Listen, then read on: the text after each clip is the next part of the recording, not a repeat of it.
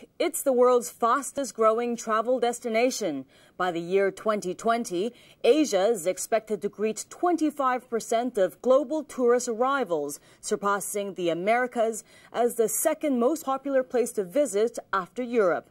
But is it possible for tourists to love Asia's heritage to death? It's this fear which is prompting conservationists to urge regional governments to balance the economic gains from tourism with the preservation of their heritage. Susan Yu reports. There are endangered species in the world, and there are endangered sites. UNESCO, or the United Nations Educational, Scientific and Cultural Organization, has named 100 sites that are at risk of damage. Nearly 1/4 of them are in Asia. We want people to learn about the different heritage of the region, but usually the tourists are attracted so quickly to these sites that the site management team isn't ready to accept so many tourists. Conservationists fear a cash culture in the region is setting in, countries getting as much mileage out of their heritage to boost tourism and economic development. But some ask if that will ultimately obliterate Asian countries' ancestry. I think the recognition of monuments throughout Asia is still an uphill battle. There are examples, though, of where government and communities have been able to recognize what exists and to take positive steps. In Nepal, tourism authorities have set out their long-term plan for the Mountain Kingdom. They say 60% of Nepal's tourism revenue is reinvested in conservation. Officials say they're making sure popular trekking sites are protected by introducing strict measures. They include limiting the number of visitors to certain sites to 1,000 every year.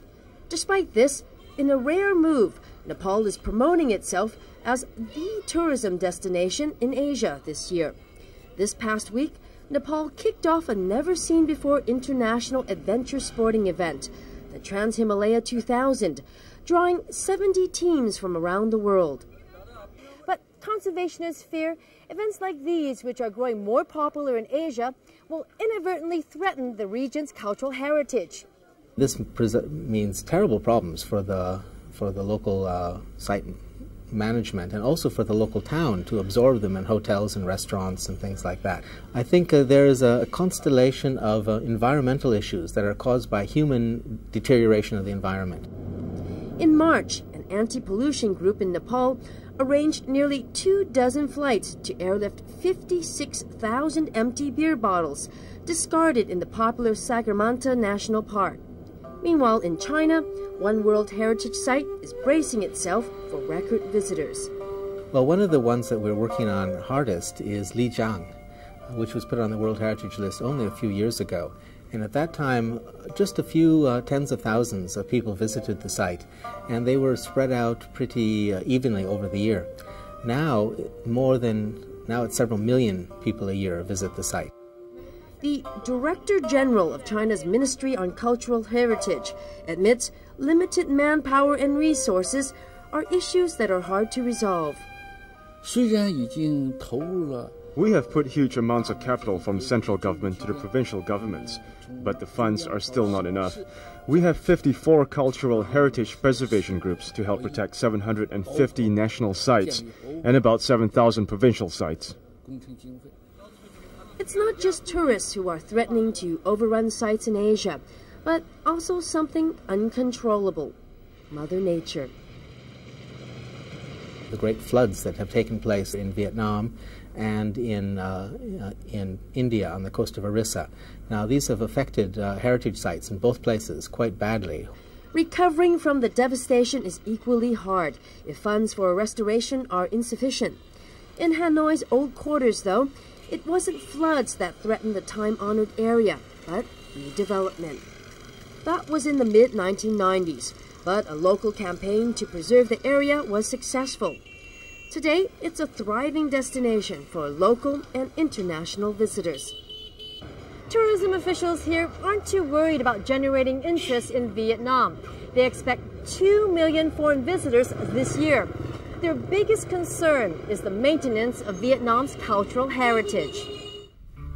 No doubt it's a balancing act, not just for Vietnam, but elsewhere in the region. In places like Hong Kong and Singapore, is that rapid urban development has really been a problem in that they have systematically removed and destroyed a lot of the cultural heritage sites, especially buildings that used to exist. In the 1970s and 80s, the Lion City underwent massive redevelopment. Singapore tore down historical buildings, including those in the old Chinatown district. Like in most developing cities, urban redevelopment was given a lot of attention. And the most natural thing to do in urban redevelopment is to destroy and rebuild. I guess we fell into the same trap. But Singapore soon realized the social value of these buildings and old districts, and places like the old Chinatown were slated for restoration. I think Asia presents a very unique experience which doesn't present in Europe or America. And I think in that sense, Asia's own cultural identity, which is predominantly, I would say, this Oriental flavor. It's including food, including its architecture, including its language, its people, its hospitality. But in Hong Kong, few historical sites remain. And some fear, though, that the city's cultural identity will be even more dubious as Hong Kong braces itself to be the home of a Disneyland theme park. Malaysia has gone through similar growing pains. We have not had the opportunity to do too many conservation projects or heritage projects that embraces a large segment of the urban context. There have been some attempt to recreate some structures purportedly to be of a certain period in certain parts of the country, and a lot of these things were made purely for the sort of a tourist. Conservationists in India, though, believe the issue is more about appreciation. The number of palaces, the number of forts, and when the people visit them, they should know about those palaces, they should know about the forts which are there. They're very beautiful, but then the history should be known, the background should be known, and this is where I think we are lacking in India. Agrawal believes tourists may be loving India's most beloved monuments too much. This is very peculiar. This you might call dichotomy, in the sense that although we try to promote tourism, but at the same time, when the number of tourists goes very high, then we think that a site is being destroyed by the tourists themselves. Same is true for the Taj Mahal, the famous monument in India. And it's in India where cultural heritage has taken on a different meaning. Here in the heart of Delhi lies Old Fort Lake. It's places like these where people can spend their leisure time enjoying what greenery they have along with part of their cultural heritage. And it's for this very reason why conservationists believe every attempt should be made in protecting what forest land is left in the capital. Late last year, Delhi's biggest urban development came to a halt when the courts ruled an environmental impact assessment had to be made before any ground could be broken. How significant is this decision? To us, it's a very significant decision because the plan was to make 13 five-star hotels on some of the prime forest and what they call the ridge areas of Delhi. And it was basically citizen and NGO pressure which stopped this because we had to go to the Supreme Court. Well, for now, many can breathe a sigh of relief as the Delhi government tries to increase forest space for 10 popular locations in the capital. But many know that in the rest of Asia, citizens may not be so lucky as the drive for tourist dollars hots up.